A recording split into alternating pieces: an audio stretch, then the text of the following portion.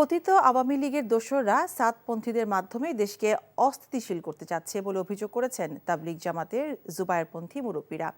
আজ রাজধানীর কাকরাইল মসজিদে অনুষ্ঠিত এক সংবাদ সম্মেলনে তারা এমন অভিযোগ করেন।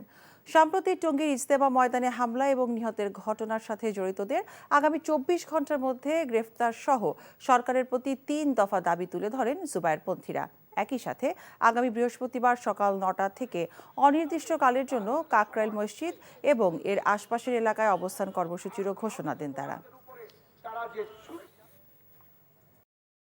চাকরি পেয়ে গেছি। চাকরি? আপনার কি কোনো কমন সেন্স নেই? আপনি একটা মানুষের বাসায় ঢুকে পড়ছেন কিভাবে? বাসায় প্রবেশের কি নিষেধ আছে নাকি? এই অসময়ে ছাদে আসার কারণ কি?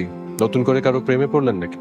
আমি আকাশ দেখছিলাম, আকাশ দেখতে দেখতে হারিয়ে গেলাম, হঠাৎ করে আপনি আসলেন।